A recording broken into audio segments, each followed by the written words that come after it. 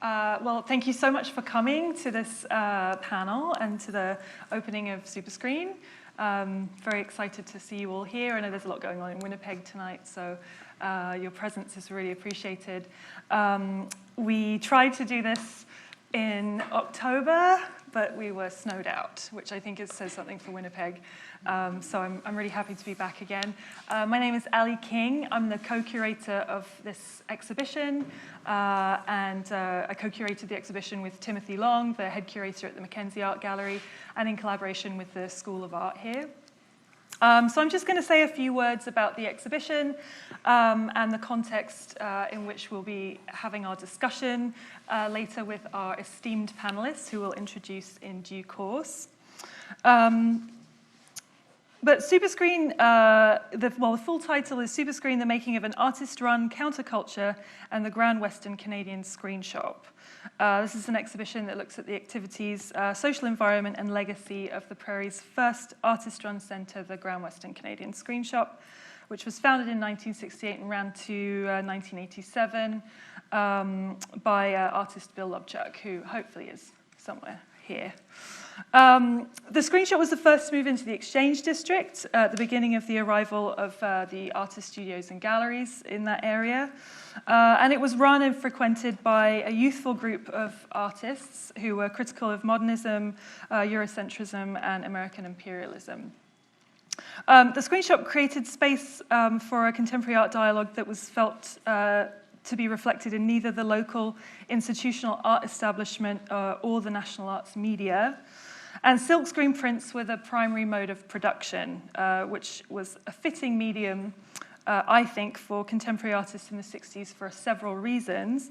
The first is there was a global reworking of printmaking, particularly with silkscreen.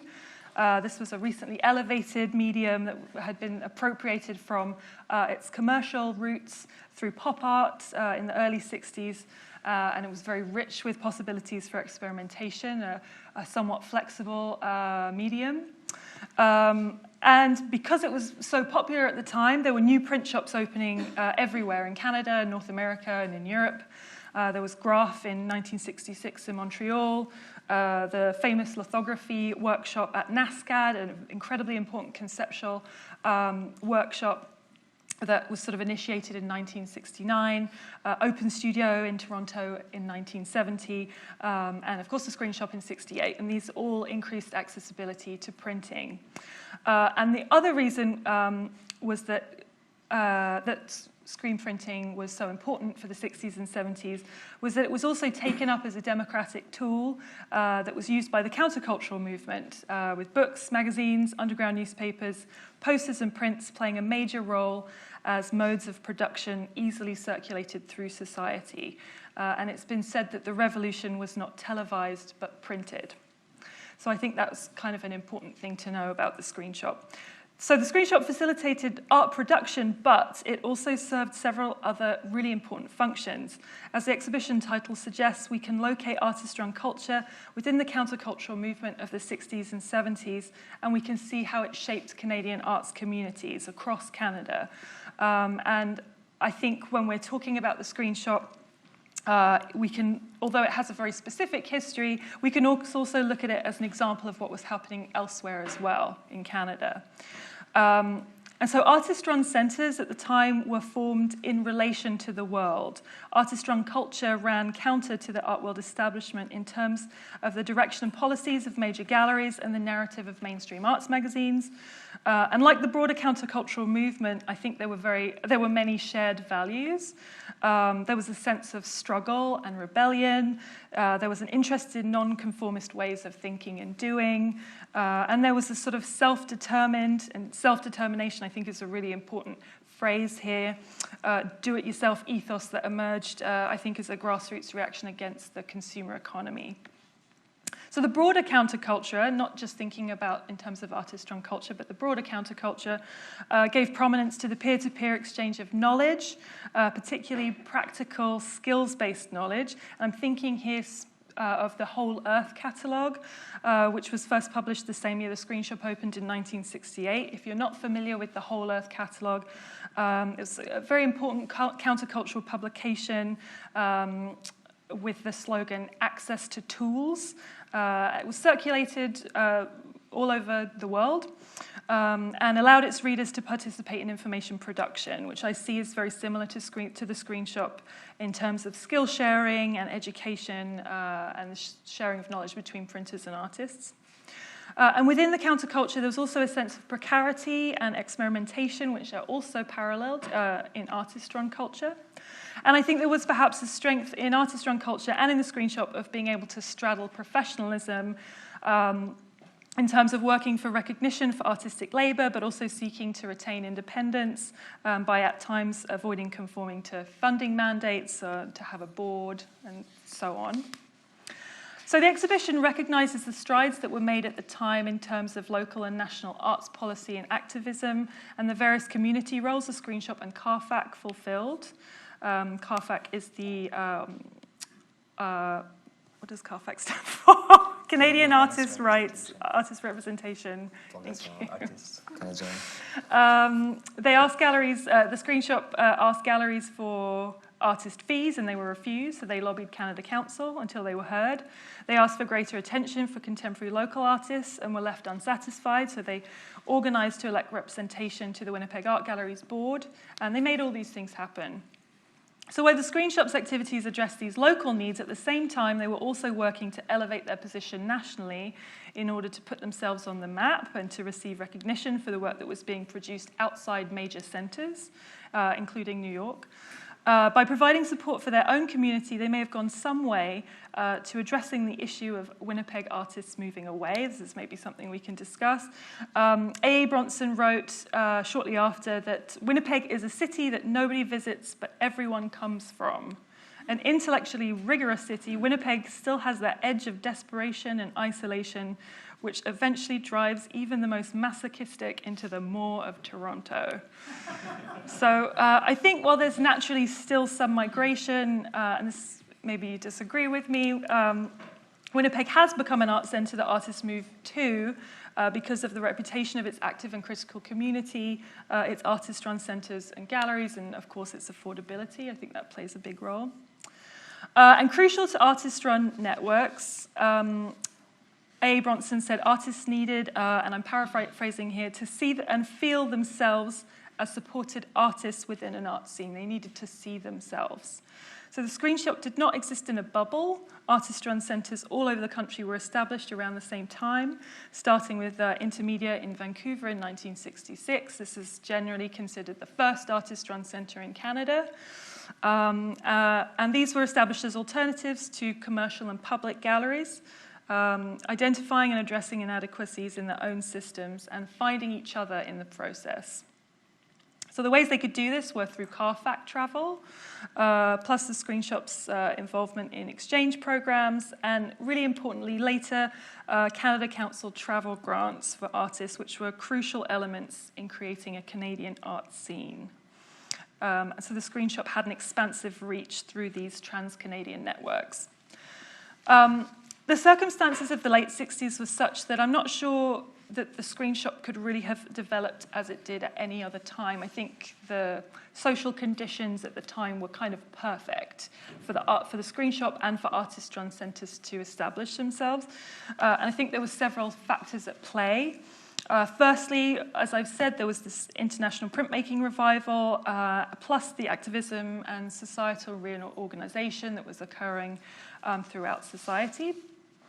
The second, as I mentioned, the increased Canada Council funding, which allowed for creative production to flourish without being beholden to the limits of commercial production.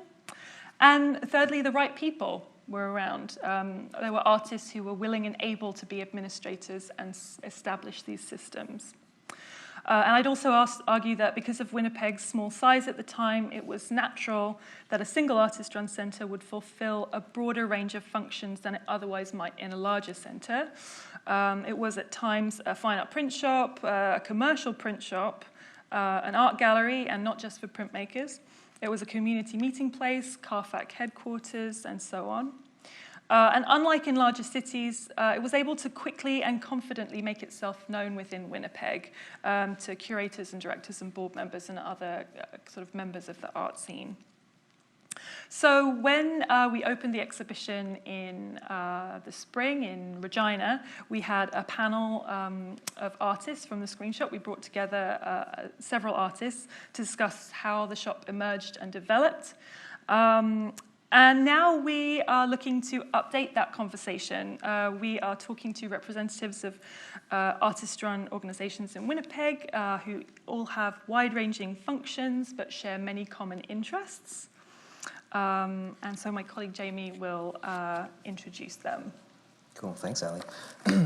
So I'll start actually way at the far end there. We have Astrid Alexandra Keem, whose career has been focused on the well-being and organizational health of museums and not-for-profit art galleries. Keem has contributed to the dynamics between art, science, and technology, most notably as founder and director of CAMAC, a multidisciplinary art center in France which opened in 1996 and offers international residencies for artists, scientists, and technologists to work together to dialogue and create projects. In her leadership and managerial roles, Keem has organized design, build, and idea-to-reality visionary projects for the Confederation Art Centre in PEI, the Esker Foundation in Alberta, the Canadian Museum for Human Rights right here in Winnipeg. Alexandra holds an MFA from Chelsea, an undergrad degree from the Alberta College of Art and Design, and a background in design from the NSW Institute of Technology. She's currently the director for La Maison des Artistes Visuels Francophones, and I wholeheartedly apologize for my terrible pronunciation. Oh, wonderful. You may see her current special interest projects at CART, a digital webzine platform for inclusive thinkers and makers, and follow the adventures of her alter ego superhero caricature, Super Mau Mau. That's on Twitter, I believe. Yes? Excellent. So you live here in Winnipeg with your daughter and your dog, Max. Wonderful. We'll move just to the side there. We have Dana Kletke, who is a visual artist and co-executive director of Mentoring Artists for Women's Art, MAWA. MAWA is a visual arts education center that has 300 paid members, provides over 20 visual arts education programs. Dana herself is a freelance financial consultant for the not-for-profit sector and maintains an active visual arts practice. I think you're probably one of the main reasons that we're not getting vicious audits all the time across the sector. Thank you so very much. Dana Warren, again, just to the side of Dana Kletke there, is from Accomack Cree Nation in Masquis. Masquitese. Very awfully sorry. She was awarded 2 Canada Council Aboriginal curatorial residencies, the first to work at Grunt Gallery in Vancouver, and a second residency at the National Gallery of Canada in Ottawa in 2010 and 2011. She has a BFA from Emily Carr University, of Art and Design, and an MA from UBC. Warren was awarded the 2015 Emily Award from Emily Carr University and was selected as one of 6 Indigenous women curators as part of the Canada Council for the Arts delegation to participate in the International First Nations Curators Exchange that took place in Australia, New Zealand, and Canada. Her most recent accomplishment was winning the Natashin Foundation. Wow. Yeah, yours is not fair. Come on now. Foundation Award. Yeah. Ooh. For curatorial excellency in 2018. She's currently the director of Urban Shaman Contemporary Aboriginal Art in Winnipeg. And you have been for some time as well. 8 years. 8 years. Fantastic. Moving on, we've got Kristen Nelson, born in Ajax, Ontario. It is Ajax, right? Okay. The executive director of Martha Street Studios. She's worked for Martha Street in various capacities, from volunteer to financial and administrative coordinator to now co-director. She's a self-defined feminist and queer artist with a disability who's been involved in the arts community of Winnipeg since 2005 in various capacities, including board member, mentor, and professional artist. She's an ally of the disability arts community. And last but not least, we have Mr. Josh Ruth. He's an uninvited settler on Treaty 1 territory. His work is to support artists who he feels are highly undervalued agents of change in society. As managing director of Art City, an artist-run center that offers free programs across Winnipeg, he is in service of anyone seeking opportunities to express themselves creatively, especially underserved children. And... Not undeserved. Well, the undeserving are welcome as well, right? They're all welcome.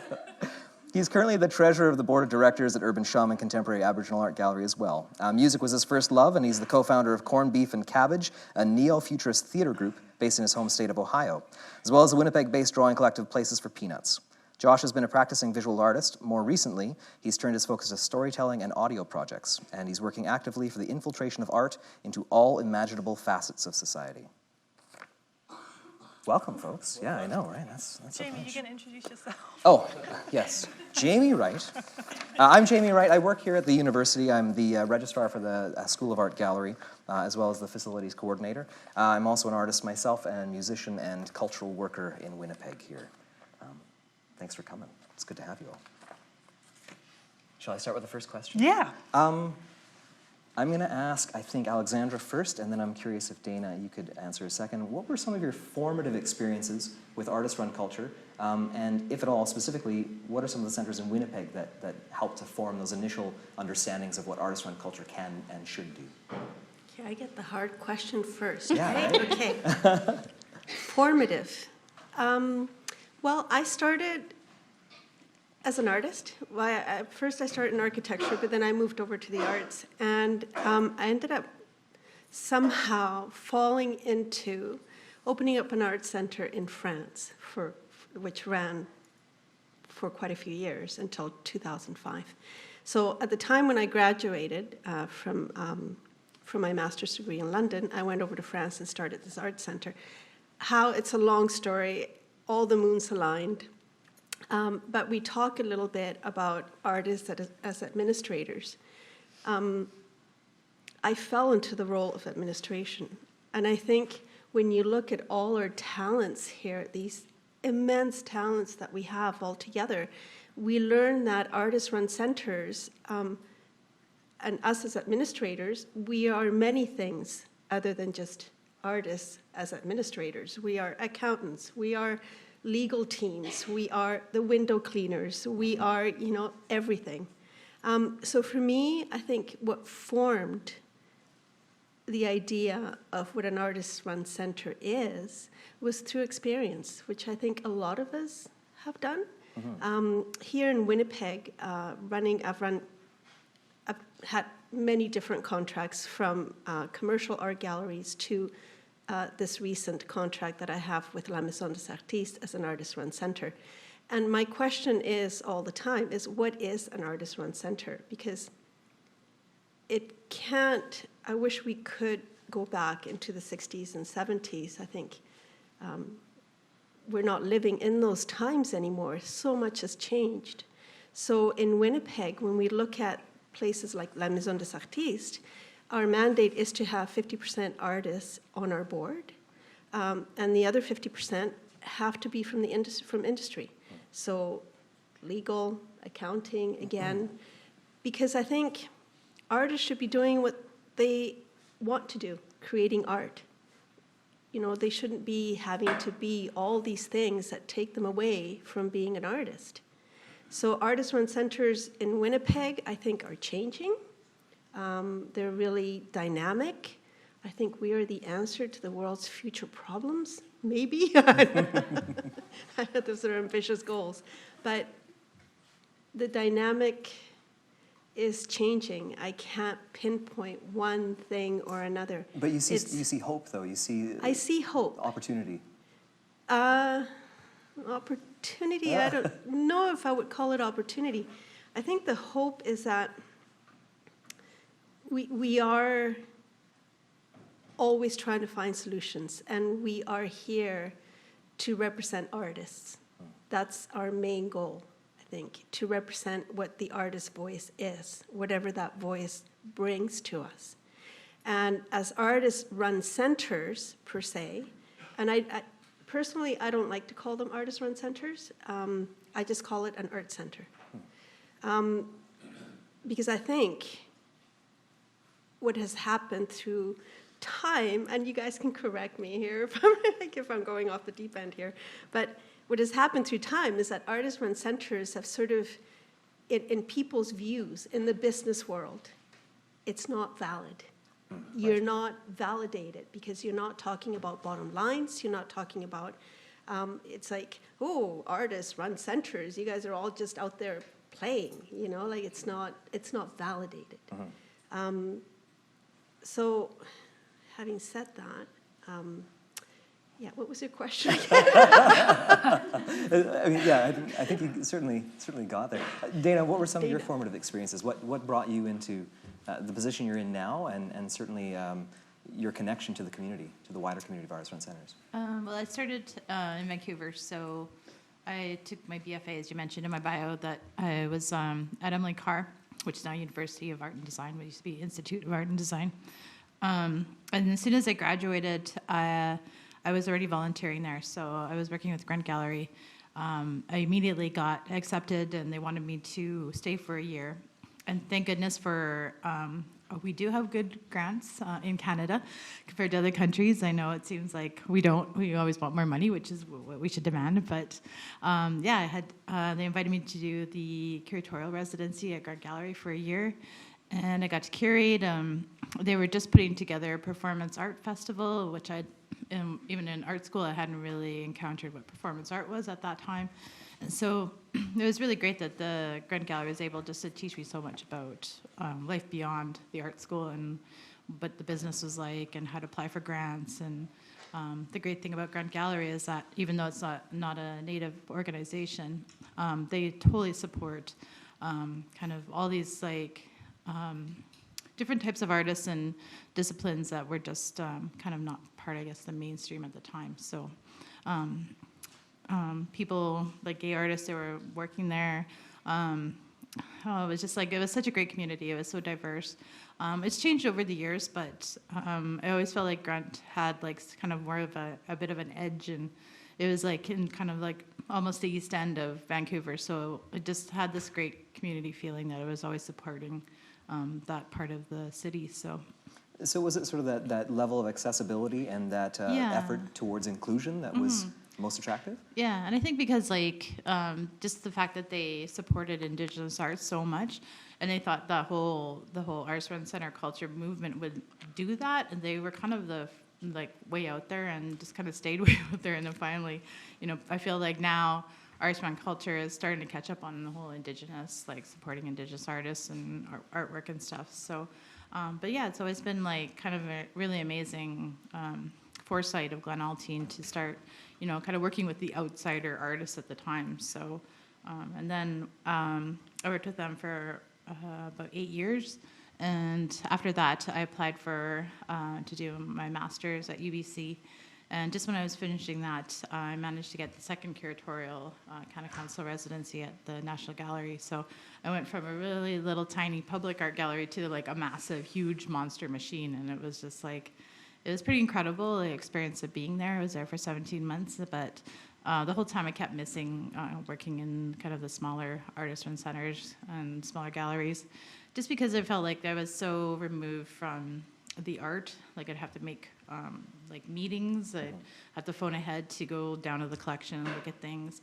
I rarely got to see the artists because they were working with other people and stuff. So so I just felt like so removed from everybody. And then when my residency was coming up to finishing, I really felt like I wanted to go back to kind of the smaller gallery scene. And at that time, Amber Dawn Barobe was running Urban Shaman and really needed some help because she was just on her own. And so I was like, okay, yeah, this sounds like a really great opportunity. I've heard so much about Winnipeg. And I think that's one of the questions we're talking about is like this unique identity of Winnipeg. And so I was just really fascinated with the fact that there was such a large Indigenous population here, what Urban Shaman, like the great reputation it has across Canada. And so, so that's when I moved here in 2011. So yeah, we caught you. Yeah, we got you. That's great. Yeah. Kristen, how about you? So from Ajax, Ontario, was there a big artist-run center scene there, or what brought you into these sort of first formative? Is this okay? I don't know if people can hear me. Just okay. get right on it. Actually, I also went to Emily Carr for my undergrad way back when. And so my formative artist-run center culture experience was actually from Vancouver as well. But I had a very different experience, I think, than the one that Dana had. I was just talking to folks actually about sort of volunteering at an artist-run where I guess it was kind of...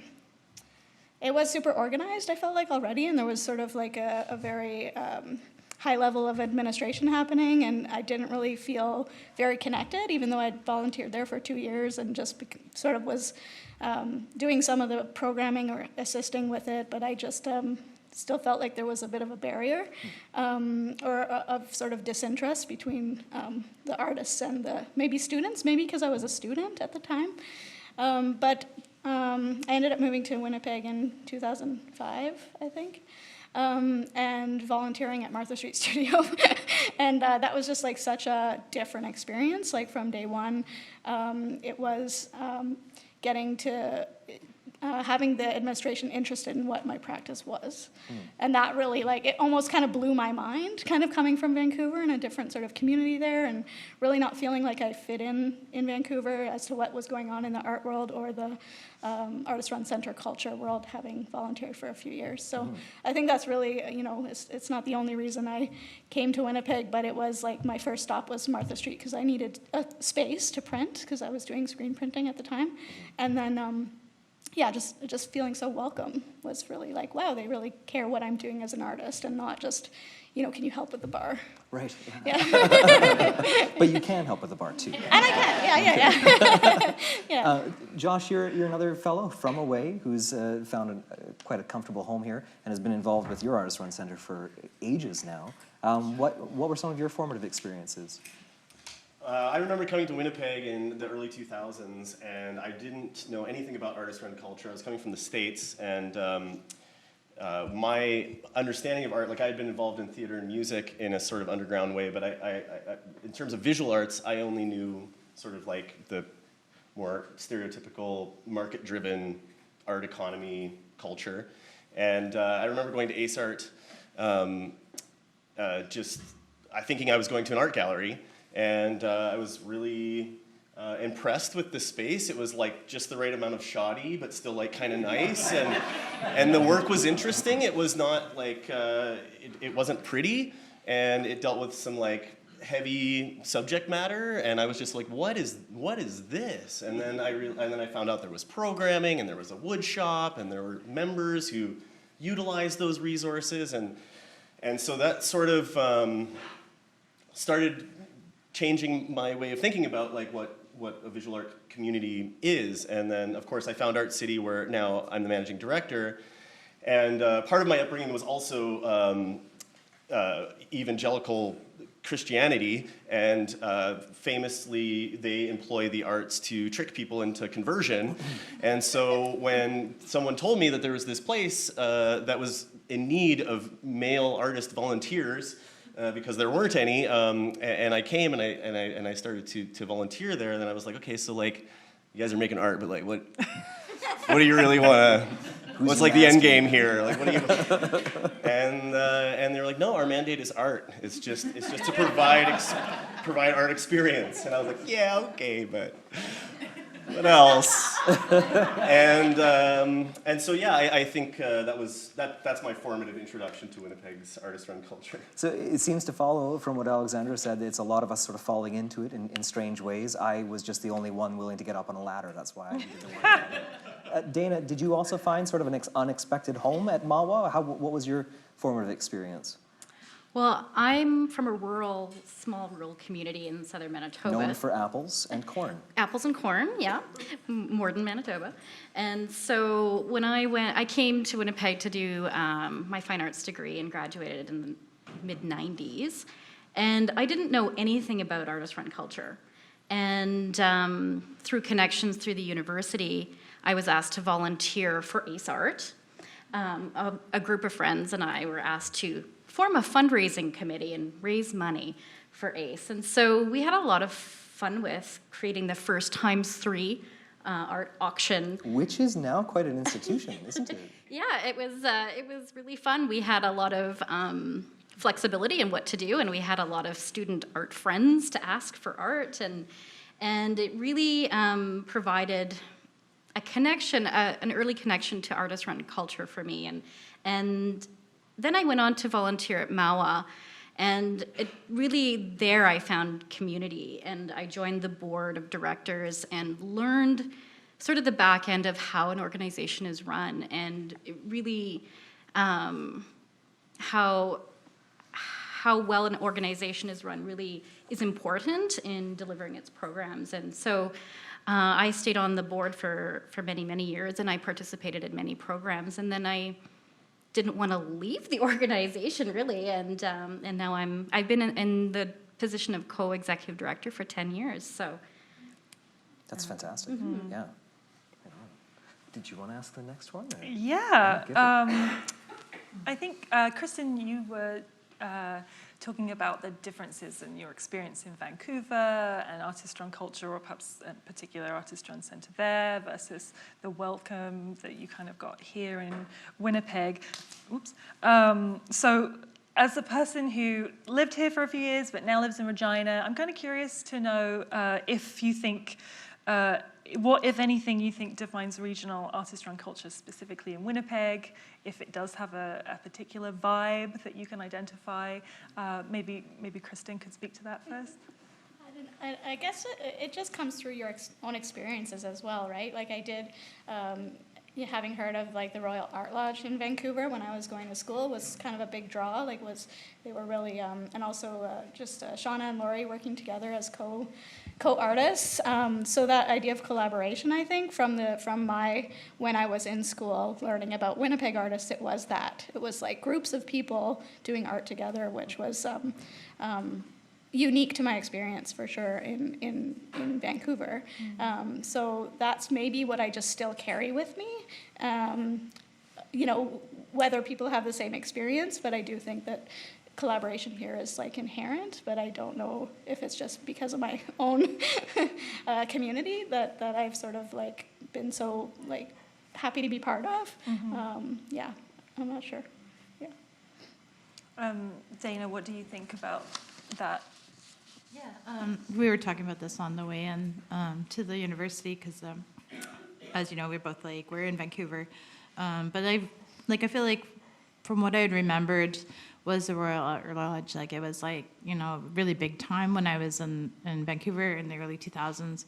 And the fact that there's always been this like huge identity of the film and video industry here with the new media arts organizations. So like Winnipeg always had like this like, it felt like kind of like this remote city in the middle of nowhere, and there's like something was going on there. It was really unique and like kind of crazy. And so like just when I think about it now and when I was in Vancouver, like Vancouver just always feel like has a kind of high gloss magazine feel about the art scene there. But I mean, just there's so many art stars there. It's Vancouver, it's gorgeous, it's beautiful. And then when living in Ottawa, like it's always like this other identity of constantly trying to, I guess, not really fight, but challenge the whole scene of the government. So like there's like this really great movement of the arts centers in Ottawa that are just constantly challenging all these kind of more conservative ideas, overall ideas that are happening in Ottawa. So, but yeah, being here in Winnipeg is just like, I don't know, it's such an interesting city, like, and there's just so much going on. Like now I just feel like it felt like it exploded. Maybe people who have lived here for so long maybe just have seen that already happening. But by the time I moved here, it was like the thing in France had just happened, and Close Encounters had just happened. So it just felt like a really huge upswing that was happening in the art community here. So it was really exciting when I moved here. So still is. So. Other Dana? I think what defines artist-run culture here in Winnipeg is really a true investment by artists in the community. And I think you see that in the amount of volunteer labor. And for us at MAWA, we have a very vocal community. So when we do something that maybe the membership isn't too fond of, they let us know, which I really appreciate because they're not afraid to let us know what they think. And when we are doing programming or projects that they like, they also let us know. So, that real investment from community, and I think if something were to happen to MAWA, I think the community would rally and come together and to find solutions as a community for the organization. So I do believe that also one of our core programs in mentorship, it's built a community of sharing and exchanging ideas, and I think in 1984, when MAWA began, the Foundation Mentorship Program started in 1985, and we've been through many generations now of mentorship, so pairing emerging artists with senior artists, and they work together. And it's sort of fostering a community of sharing and not competition. And I think you see that throughout the community as well, because it's not a huge community. And a lot of the artists and mentors stay really well connected to each other and also connected to the organization. They're still involved. So I think that investment is really there. Mm. Yeah, I would agree with you. I think my perspective on artist-run culture in Winnipeg is that it's highly collaborative, as Kristen said. I think there's like a real sense of social responsibility from artist-run centres. I think that would probably be, for me, what would define it. Alex, you had an artist-run centre in France. How would you think Winnipeg kind of compares? Really interesting question, because I think, well, I have worked in quite a few cities, both in Europe and throughout Canada.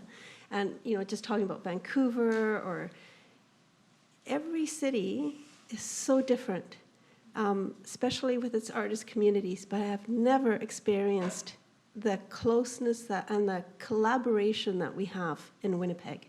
I mean, it's a city that's still under 1 million people. We're still at 750,000. I remember Calgary when it was 750,000. And the arts community there was still struggling today. But we have this sort of spirit here in the city, in Winnipeg, in Manitoba, I would say too, that is all about collaboration. And we all specialize in our own communities. So as a representative of the Francophone community, I see sort of like all of Canada as one big envelope where we are engaging in diversity, multiculturalism, new communities, everything. So we're sort of all having these amazing conversations here. Yeah, I think that's really important, an important part of Winnipeg. Yeah, and I think because Winnipeg has such an established artist-run culture I wouldn't say it's a super small art scene. It's certainly bigger than Regina, but just, as the screenshot demonstrates, artist-run centres are responsive to their environment. So they're established to fill gaps, right? So you have Marwa, which represents, women. There's Urban Shaman that represents Indigenous artists. Martha Street, printmaking. So everyone has their own little corner and are kind of fulfilling those needs. I think that's really amazing. Josh, what would you say about Winnipeg? Compared to when I talk to colleagues in Toronto, Montreal, Vancouver, I'm coming from an artist-run center that's very engaged with community and community-engaged practice, and I think in a lot of those other cities there's this divide between the contemporary art world and the community-engaged art world, and I think we're seeing community-engaged practices emerging as really important in the contemporary art world, but Winnipeg has kind of managed to not fall into that separation and that division. Art City has collaborated. We've exhibited La Maison. We've had shared artists with Urban and exhibited in their space. We send kids to Martha Street to do printmaking. Mawa is a mentor organization to all of us, and so we have this intersectionality which is really great, and it part is by virtue of the fact that we have a small art community, so we kind of have to rely on each other, and we see each other at every single event. But I do think that close-knit community has the unforeseen or the unintentional byproduct of still being exclusionary to certain to certain people in the community. There are barriers to access this artist-run culture that we value so much, and so I think part of our task currently is to think about what is our relevancy to the broader community of Winnipeg and the people who care about Go Jets Go, and the people who are underserved, and so many different communities. We've got the highest urban Indigenous population, fastest growing in all of Canada, this place that we call Canada. We've got rapidly growing newcomer population, and for me, I think a lot about who has access to these spaces, and I think in many ways Winnipeg is ahead of maybe the rest of the country, but we still have work to do, and we are not impervious to institutionalization. No. Yeah, I think that's something that I observe to differentiate artist-run centres from other galleries, in that artist-run centres are traditionally, at least, by artists for artists. So I think there can be this kind of myopic. I was kind of invited into an artist-run centre. I'm not sure how if I hadn't have been invited, like literally invited, how comfortable I would have felt. Just kind of going in off the street. And I think that's something artist-run centres are kind of catching up with. I think even, and you guys can speak about this better than I can, in terms of council mandate, it's typically about providing resources and support for artists rather than thinking about audiences. And so I think that it's kind of interesting that relationship. In Cheyenne Turin's text, she calls it mutual becoming, when sort of an artist-run catches up to council mandate, and then it's sort of this sort of feeding one another. And so anyway, I don't know where I'm going with this, but I think this is, you're right. I think Winnipeg is maybe a little ahead of the curve, but I think we're starting to see more of an engagement with the general publics rather than artist publics in artist-run centres, and I hope it continues to take that turn. Can I just interject? I think it's interesting. That point is interesting. I think it is slightly mandated as well, though, through councils. Like it is the need for us to like be appealing to a broader person than just artists. And I was talking today. We currently are working with a grant writer, Graham Asmundsen, who is a longtime Winnipeg cultural worker and has worked in many capacities, and probably lots of people here know him.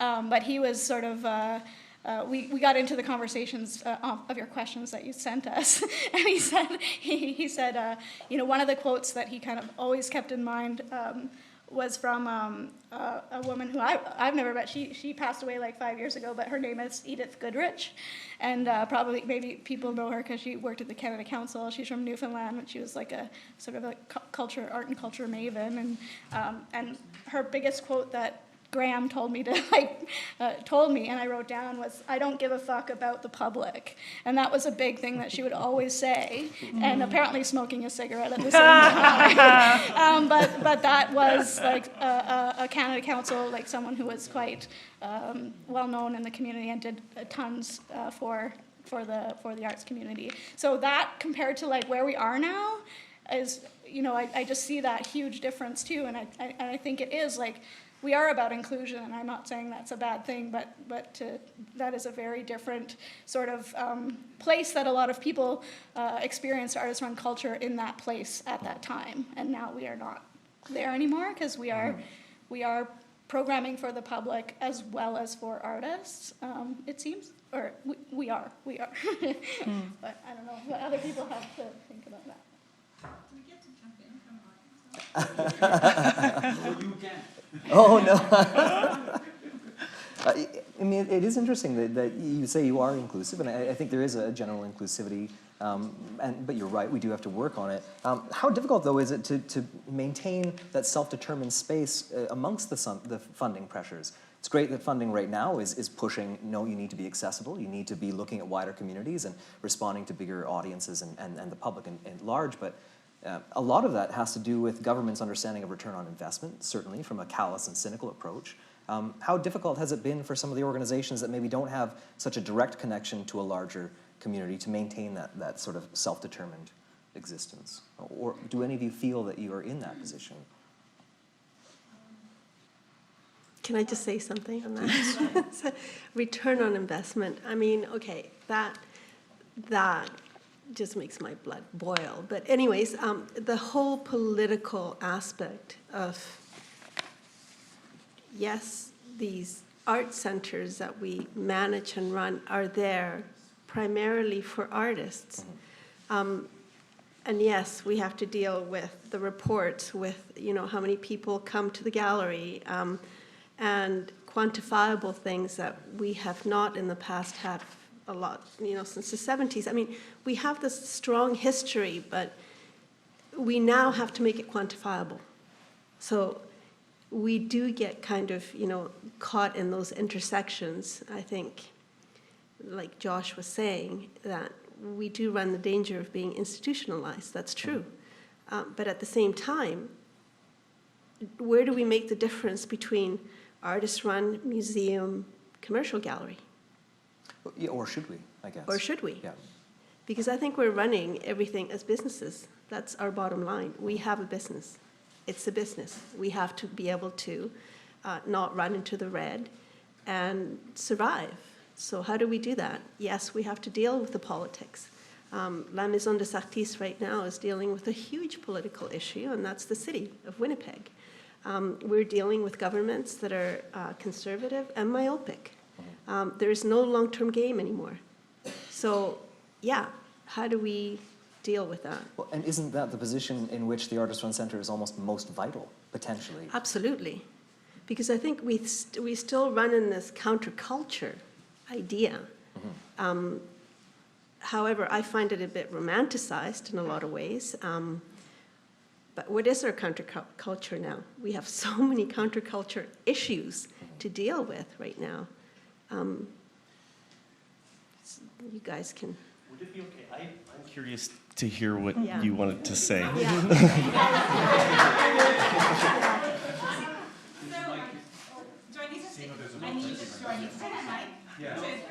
Yeah.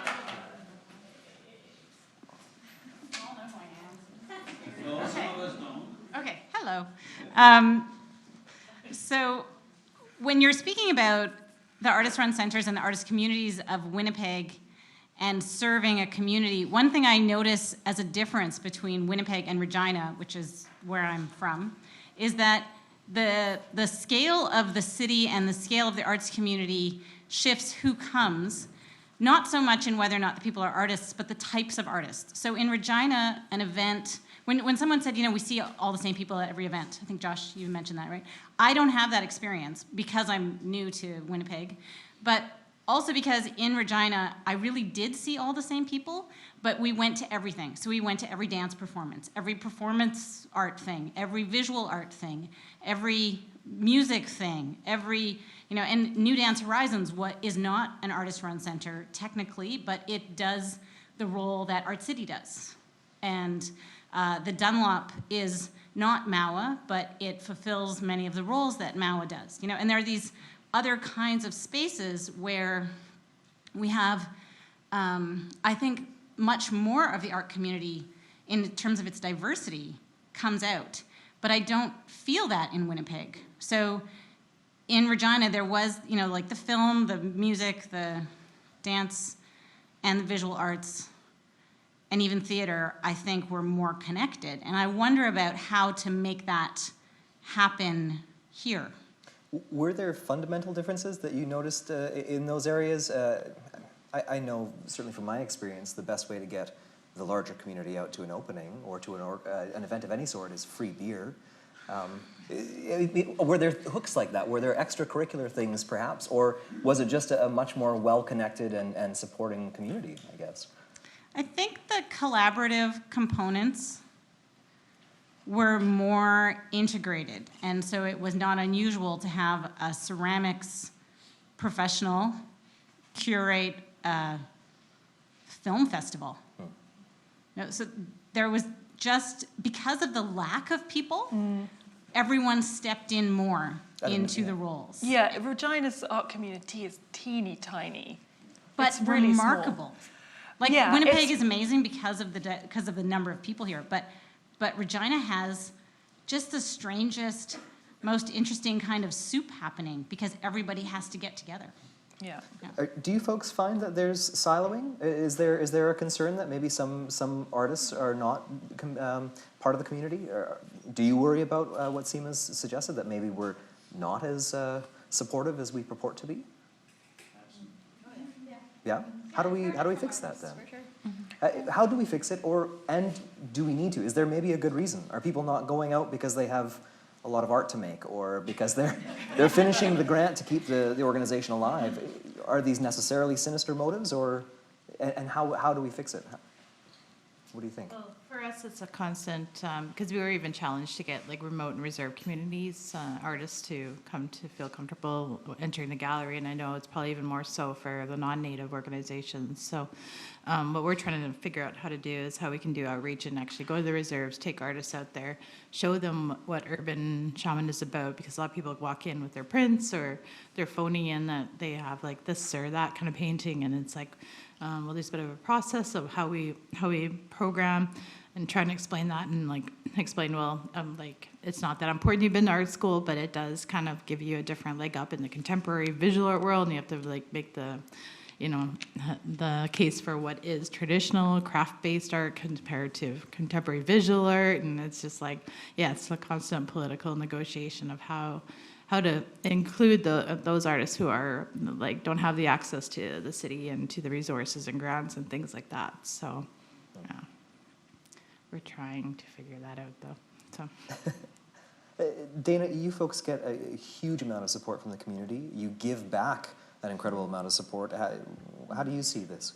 I think because Mao is a little bit unique in the fact that we offer arts education, it's a little different than a gallery, although we do produce exhibitions and have showcases in our space.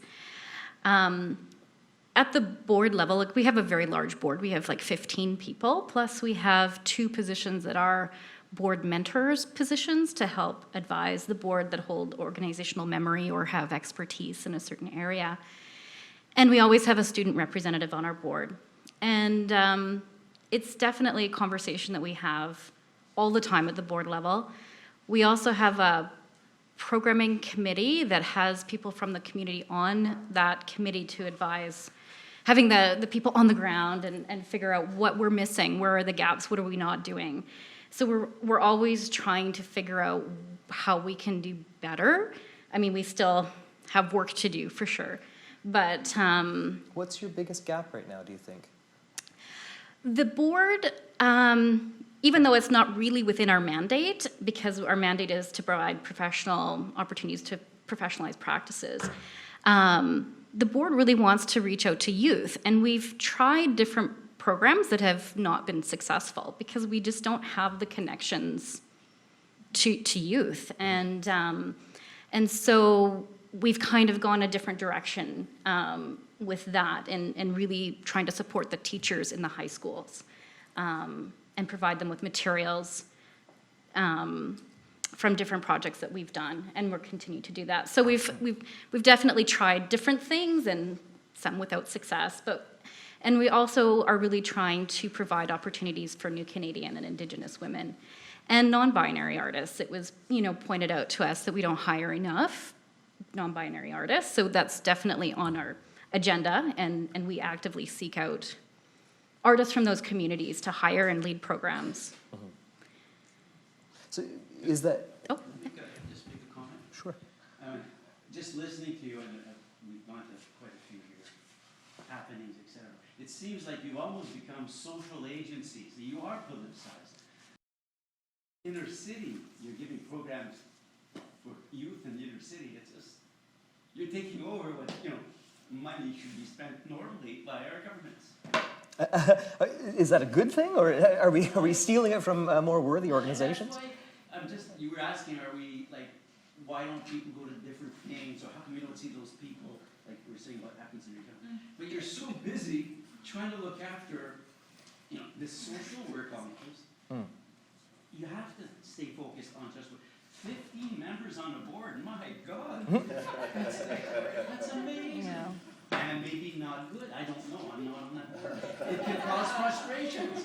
Their terms are 3 years, so it rotates. It's constant new voices, but yeah. That's one thing I've noticed a lot more recently as far as the Winnipeg artist one. Certainly more at this because we've been, participating, and the programs you've been putting on inner city youth. It's important. But that's why you have no choice but to keep working on that. You can't be, all things to everybody. So. I appreciate that observation. That is the work. That is the work. And actually, part of what I love about Art City is it's taking two of the things that Winnipeg is most known for, which is its vibrant art community and its horrible poverty, and specifically vulnerable youth populations. And it's interfacing these two groups, not to say that one is helping the other, but vice versa. And I mean, that it does carry a lot of responsibility, and that work is only getting more intense for us.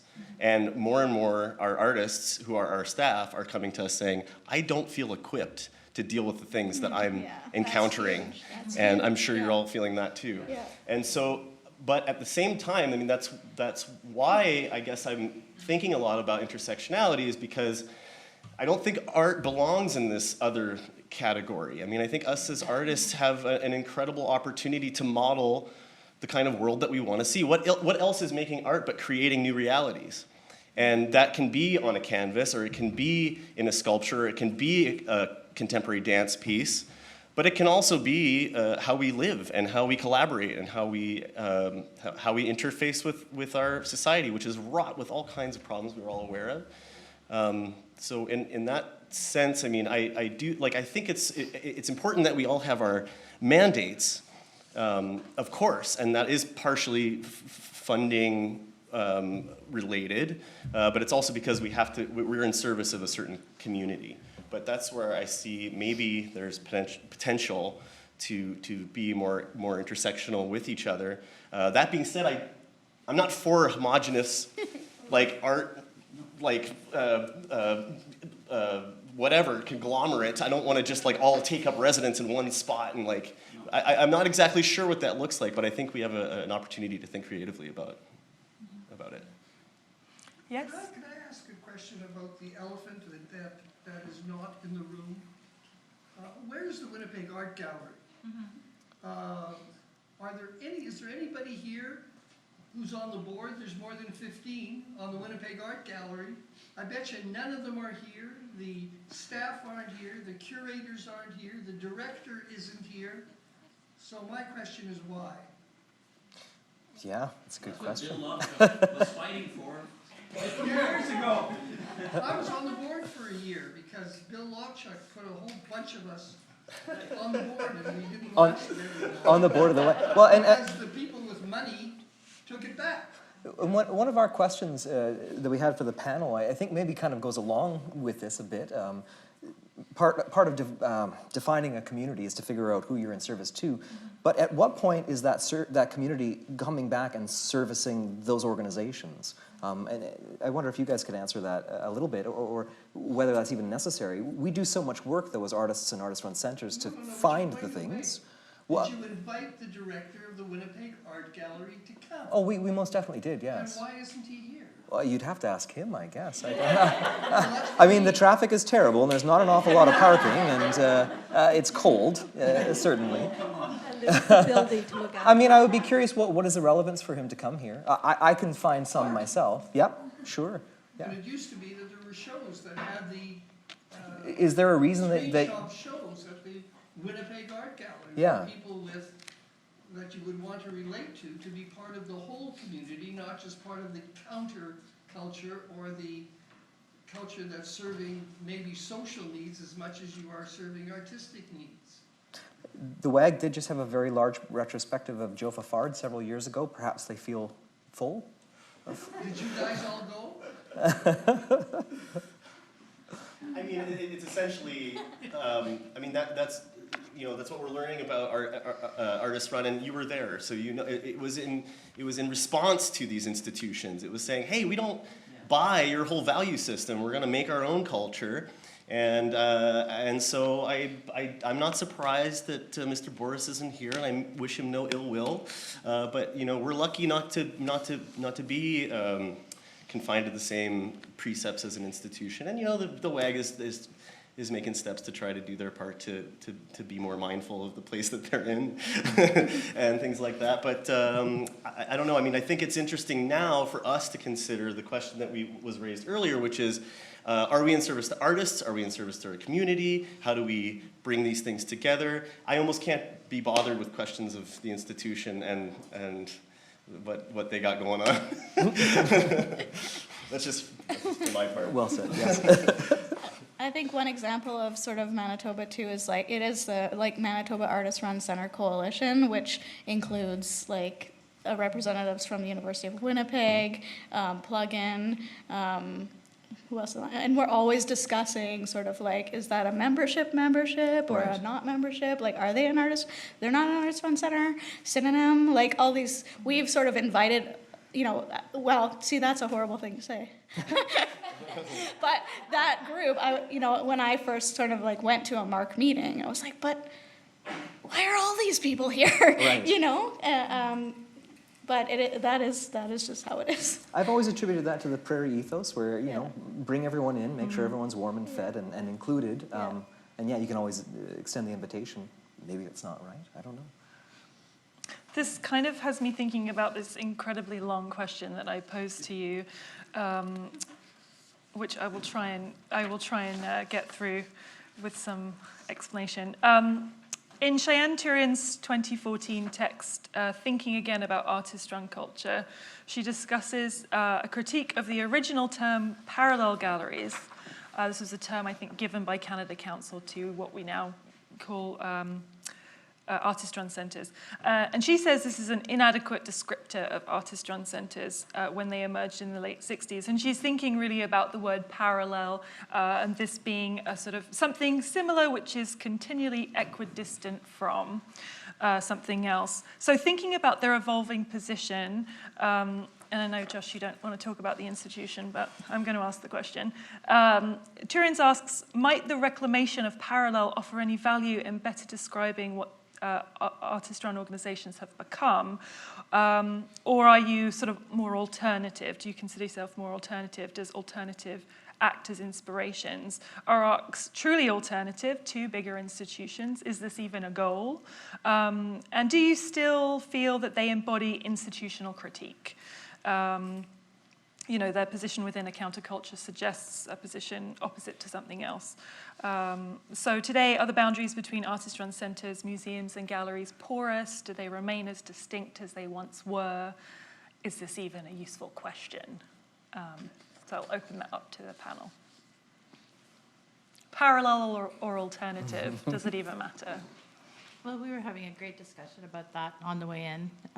Just thinking about, what were we talking about? We were talking about like pop-up galleries and how, I feel like the artist-run centers, when they first started, because some of them are getting almost to over 40 years old, and they've even pushing 50, at the time when everything began, it was very like, of the moment, it was challenging culture and doing all these amazing, like very kind of experimental things.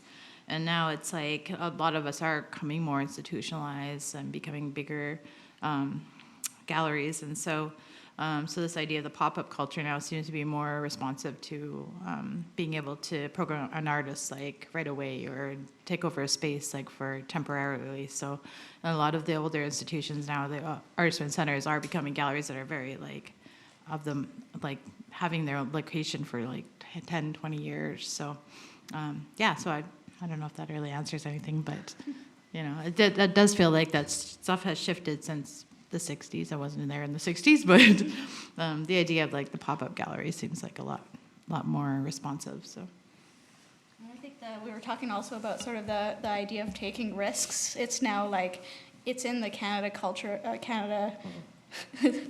Council for the Arts lingo. Like you have to show how you're taking a risk now.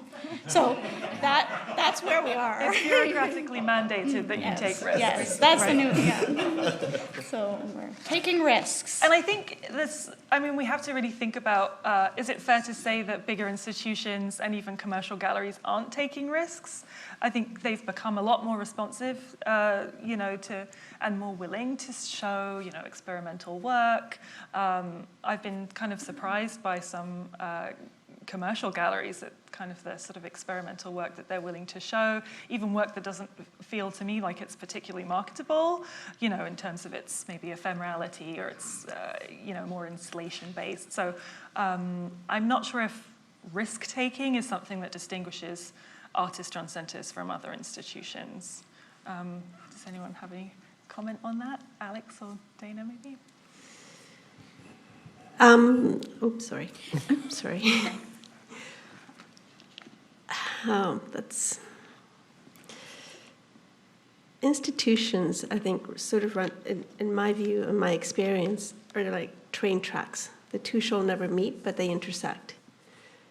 And eventually, right now, these are train tracks that are broken at the bridge, and we're going to be right off the cliff. It seems to me, having worked at larger museums and smaller not-for-profits, the difference is about 6 zeros. And the more zeros you put behind it, the farther away you get away from community. Why that happens, I'm not really sure. Maybe it's more responsibilities, maybe it's more you go into this kind of like ether where, you know, artists are then being paid $50,000 to $100,000 and plus for their work, where we're working with artists that are either emerging or not there. So I'm not sure what the problem is for larger institutions. All I can say is that they do get away from the community somehow. And that depends on budgets, again. The Art Gallery of Calgary hired me in 2007-ish because they wanted me to try and fix the bridges that they had broken with all of Calgary. I mean, this art gallery even changed their name without consulting community to the Art Gallery of Calgary. So the community was rightly very upset about it, and trying to bridge those gaps was enormous, because once you break those links, they're very hard to fix. That's my experience. But yeah, I just see it as they intersect. Things intersect everywhere.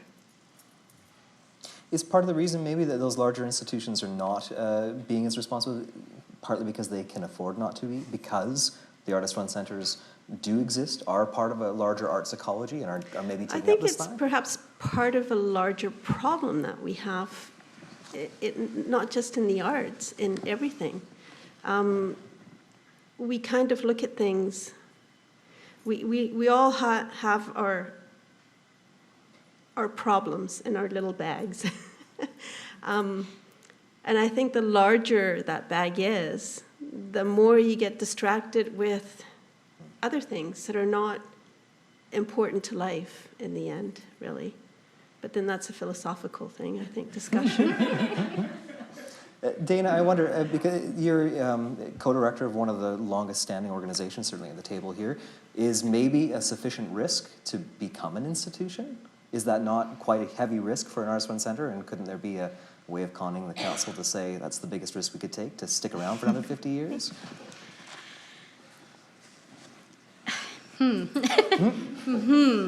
Well, and I think, as we were discussing in the car over, is that there is certainly a lot of responsibility that comes with having operational funding and the commitment to paying professional artist fees. So within our budgets, a lot of the operational funding is flatlined, and yet inflation keeps going up. So in reality, we're losing money every year without additional fundraising that has to take place to even maintain what we're doing. And then council is asking for taking risks without the money or resources to do it. And for organizations that don't take risks, they're also at risk of losing more, getting cut from operational funding. So there's this, and because of having the commitment to paying professional artists on a smaller budget, then opening space to do other things with this commitment, there isn't maybe enough space to give over to artists that could be an opportunity, more opportunities. And for sure, that is the risk of becoming more institutionalized as time goes on. And it's something that we do talk about at different times, but at the same time, we still, at Malwa, we still like to take risks and push boundaries a little bit. But we are still careful about the language that we use in taking those risks, even to council and to different places. Well, and you can only push the risk so far before you ostracize your community, potentially, right? Or before you make a misstep. Kristen, I'm curious, your thought about this, the institutionalization potentially, or that aging of the organizations. I remember actually talking to Larry Glosson, who was the co-director with you for a time, about ACE-Art, and saying that at the time it was never supposed to go beyond a couple of years. It was not intended to become an institution, and now we're 30 plus years, and that there was a sentiment to maybe let some things die. How do you respond to that, given the sort of the institution that you guys have built, and it really is kind of an institution? Is that a concern? Is it a worry? Do you embrace it? I guess I feel like maybe lucky that we're sort of grounded in a medium. It's a physical thing that you have to do, and you need a space to do it. So I think that's what needs to stay alive, like, as well as the programming and all that stuff. But at the core, it is the equipment and the space that's needed to make a kind of art form, and that does go in and out of popularity. It did that at school too. Sometimes it's not funded, and sometimes it is. But same thing in a gallery setting, where maybe it's busier one year because it's like a cool thing to do screen printing, and then the next year it's not. But I think ultimately, I do feel lucky that our organization is based on a skill, and I thought that was kind of interesting that you were talking about that idea of skill, I think, in your sort of intro. Where is skill in artist-run culture? Like, I do feel lucky that we have a medium to kind of like to rally around or something. I'm not sure that was very well said, but No, I think we are. It's about the presses and the exposure unit and the sinks and because that allows us to have a community. That is the thing that allows the community to happen. Right. And then whatever comes out of that is up to the people, right, that use the space.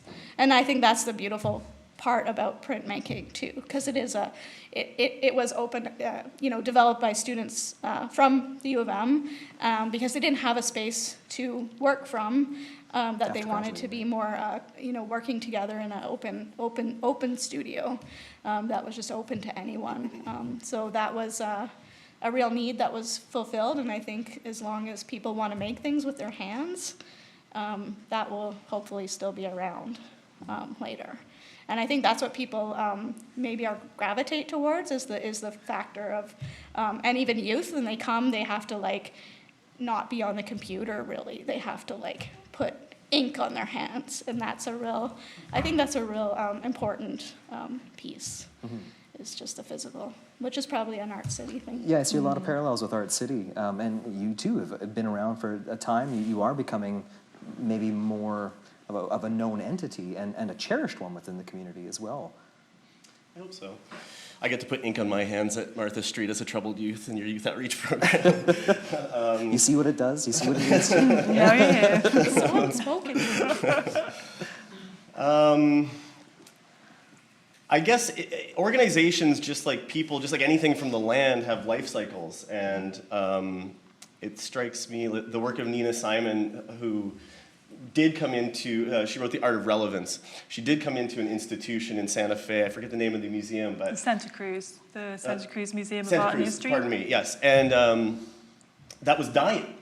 Like, it was facing imminent closure. And so the questions that they were asking were much different than the ones that had been asked, and it had everything to do with, well, why doesn't anyone come? And how do we address that? And it's quite simple when you think about that. Art City has been around, to answer your question, coming on 22 years, and I think one of the things that has impressed me with the organization and why I wanted to be a part of it is that at different stages we've had to unlearn things, and fortunately we have access to the youth of the community who are not restricted by the same categories and binaries that we've all inherited, and so we just ask them all the time, how can we do better? What do you want to do? What do you want to see? And the more that we've decentralized decision-making within the organization, from the board consulting the staff, to the management consulting the program, frontline staff, to the frontline staff consulting the kids and the volunteers, and it's, I mean, it is, okay, it sounds a bit utopic, I realize, but it is because of the nature of the organization that it is grounded in community, that we're able to sort of assess where we're at in our life cycle at any given time, and through the dying process, it's generative, and so there's opportunities for reimagining how we do things, and I largely credit the youth with that. Well, this talk of death is maybe a fitting end to the panel. We already have such an engaged audience. This is great. Perhaps we can open this up to the audience. If you guys have any questions, please feel free. Yes? I have a question, and it's about risk. I'm really fascinated. I didn't know that the Canada Council has institutionalized the requirement for risk, but I wonder, what do they mean by risk? What do you mean by risk? What kind of risk are we talking about? I mean, there's risk in not doing things. There's risk in doing things.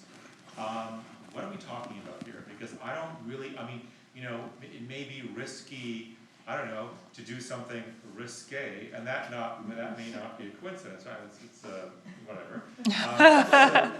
The risque may be risky, but the absence of doing things is risky. It's risky not to engage with the wider community. It's risky to engage with the wider community. Just wondering if you could just address this. Yeah. How do you folks approach risk in your organizations? Yeah. What constitutes risk in the eyes of the Canada Council? Because I don't know. That's a tough one. Yeah. I don't. Does anyone actually? It's actually a really new. I think I bring it up because it's only recently that they have used that language in their new way. The new funding model. Yeah, so I think we're all trying to figure that out. And thinking in the 60s, like during research for this exhibition, I was reading about all these amazing parties that they were doing in Vancouver that seemed, and sort of like art events / parties, seemed very risky. Like, didn't Michael Morris set up a beach or something at Intermedia? He filled the gallery with sand and water. I think things like that, like physical risk, were kind of like, that was a real spirit of the 60s, right? And nowadays, I mean, a good friend of mine works for a gallery and a library, and they have to be incredibly careful about just putting nudity on display, which seems like such a basic risk. I can't believe we're even still having conversations about showing nipples in a gallery, but yeah. So I'm also interested in what risk means. Yeah, Alexandra, how do you folks address risk? What risks are you taking? Well, risks. It's a good question, Oliver. I think what Kristen was saying, though, is that these programs are very new to Canada Arts Council. So we just all went through the last big wave of Canada Arts Council grant writing. And we did have to really think about, well, what is risk for us? It's such a large question. I think the way they worded it is that, well, for us anyways, the way we interpreted it was that they want to see artist-run centers or smaller budget galleries be outside of their comfort zone. So what does that mean exactly? Yeah, what is the comfort zone, I guess? So Make our all the money. comfort zone was to say, okay, we're not going to program for the next year. We're going to program for the next 4 years.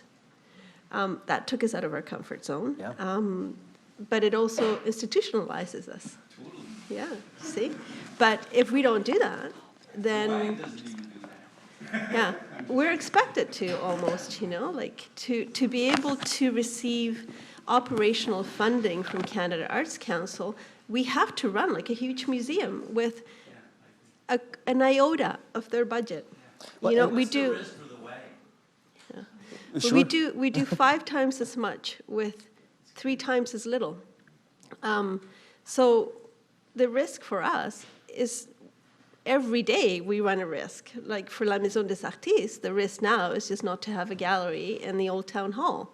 That's the big risk. Mm-hmm. So, but this was all before, or came after we wrote the grants.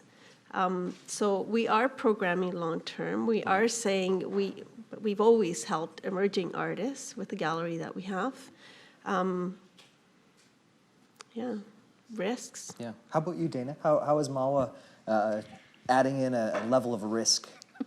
Our risk is that we're completely streamlined, and if anyone goes down by sickness, it would take us out a little bit. Because of, we run a very tight budget, and, we're at capacity. But I think I guess we interpret risk as ambitious. And so we have done quite ambitious projects in the last while, and we've had an excellent team to make it happen. And I think that for us is risky because it is beyond what we normally do. And you're talking probably things like the Resilience Project. The Resilience Project. So in 2018, we did a cross-country billboard project showcasing the artwork of 50 Indigenous women artists on billboards that went all up at the same time across Canada in the summer. And we got international coverage. We were really wanting, like, who were we not serving and who isn't being seen? And it's like Indigenous women artists. And so we decided we wanted them to be seen, and we wanted them to be seen in the public, in meeting places, in cities, on rural community roads, and spark dialogue. And we have a website that goes along that documents that, all the artists, and an essay by Leanne Martin. And then, because it was up for only a short time, the next phase is that we took those images of those artists, and we created an educational tool with a teaching guide that was written by Lita Fontaine, Yvette Signorini, Albert McLeod, and Dawn Knight, to talk about all the issues that are in the works themselves, like Indigenous settler relations, the environment, racism, into a guide that then we packaged and sent to all the schools in Winnipeg and rural school boards and in northern communities to try to spark conversation. And these are things that we've never done. They're completely new audiences, new completely different projects. And so I think for us, always trying to come up with ideas as well, because at some point it's like, we can't just keep doing more and more and more and more. And we don't have the capacity to keep doing more and more and more and more. But at the same time, we look at what we can do, and then we bring a team together to do it. And I think for us, that is the risk. So for you, the risk is doing something maybe different. Yeah. It's still a lot of work, but it wasn't more and more of the same. It was, we're going to take a risk and go different. And you did education here. I mean, you're in the education department. True, but we've never worked with schools, and we've never, got to the youth. Our problem with trying to reach youth, and we're doing it through teachers, through schools, and social agency. So, and I think, and still maintaining our core programs and all our other programs, and still partnering and collaborating, and I think being streamlined, in that is how we've managed to do it. Well, yeah, it's also allowed you folks, I think, the moral high ground on a lot of things. You do really give back as much as possible down to the cent to the community, which is really quite amazing. Dana, how about you? How are you folks negotiating risk, especially for Canada Council? Well, it's kind of interesting because when you brought up the article from Cheyenne, is that how you say your name? Cheyenne Turins, and the idea of self-determination, just because the whole operating core funding that's changed with Canada Council, the fact that now there is a whole, one of the 6 segments is just designated for Indigenous art or Indigenous arts. And so one of their big things is that we're allowed to now self-determine what we want as Indigenous organizations. And that can include more traditionally based arts of putting on a powwow and doing beading and all these other things that weren't ever really considered part of contemporary art scene or a performance art scene. So so I think that in itself has changed a lot. I don't know if that's so much a risk, but the fact that it's just, I guess, a different way of thinking about, okay, then how are we going to be more inclusive of these arts that we weren't ever really allowed to put as part of our programming or our mandates. So, but also, like I said, we want to do we have the big idea of going around to different reserves and bringing artists out. I think that's going going to be really interesting to see how the communities react to some performance artists like Lori Blondo hanging out and, in the Friendship Center. So we'll see how that goes. And, the fact that we want to help provide education about contemporary art and what's happening, but also, like, as we're talking, we also want to set up artists from the reserve who are going to start applying for grants and then just get denied because of, like, they're not considered the visual or contemporary artist mode or whatever. So, yeah, so it's a lot of ideas that we've got to really consider, and we'll just see how it goes. Like, and each community is going to react differently to what we do with them. So, yeah, see. How about Martha Street? What's your appetite for risk these days? I think when I talked about that, I talked about like the idea of non-censorship, which I think is sometimes maybe hard to talk about, but I think that the studio allows for that to happen, and then critique to happen on a peer-to-peer level, but also intergenerationally, because the space is really mixed of people from all generations, from senior artists to youth in high school. So that idea that you can come there and make mistakes, and be sort of like, maybe have someone sort of like approach you because they want to approach you and talk to you about maybe the content of your work or that kind of thing. I think that is it feels risky, the idea of non-censorship. Sure, yeah. But that's just kind of how it's always been. But at the same time, also non-censorship with like the medium, sort of, not to compare ourselves, but a lot of studios do stipulate what you can and cannot print in a print shop, in a studio. So, for instance, you can't be printing T-shirts. There's like, and you can't be, making work for commercial purposes. So, the other day I had somebody who had taken a class who called and was like, I want to come and rent studio space, but someone is hiring me to make a print for them. Like, is that okay? And I was like, yeah, of course it's okay, but it wouldn't be okay in every across Canada printmaking studio. And I was really shocked to find out that other printmaking studios didn't allow people to make T-shirts. So there was this, like, not to mention, like, sort of a craft divide or a maker's divide and market, so I feel like that is kind of a risk that I feel is sort of, it's just inherent. It's not something new, but it is something that we still sort of stand by.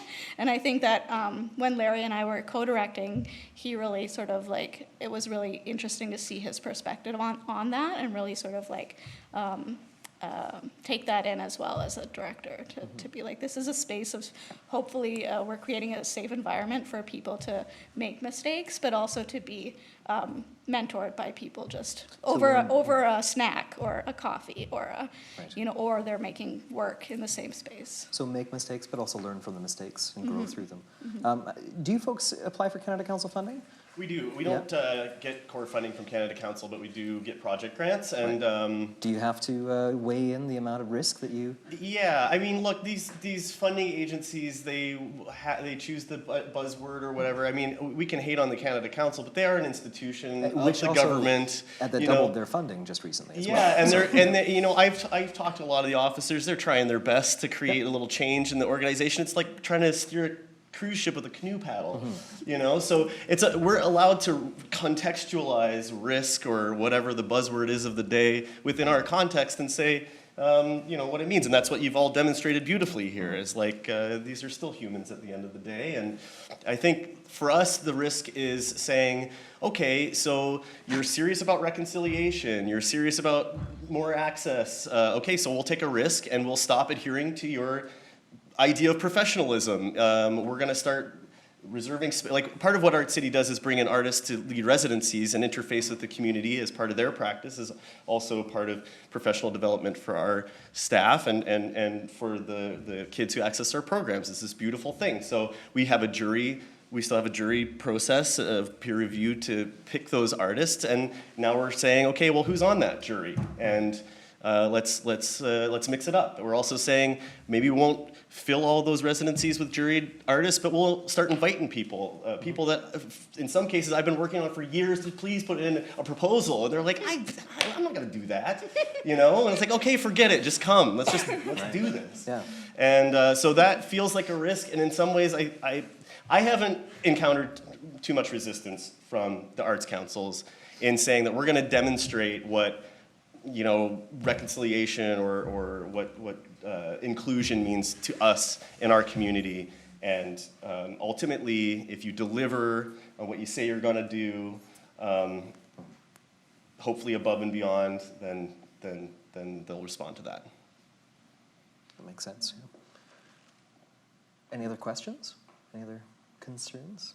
Oliver, did we give you a good assessment of risk and the taking of risks? After about 20 minutes, I'd say. That was a risky question. But I wanted to just address the question of the Winnipeg Art Gallery for a second. Because I wanted to just point out that the Winnipeg Art Gallery also has a huge schools program, the largest one in the province. They take risks all the time as well. I mean, building the Inuit Art Center is a huge risk. It's a huge risk on Stephen Boris's part. And you know, all institutions take risks, right? And they serve communities. It's good to have a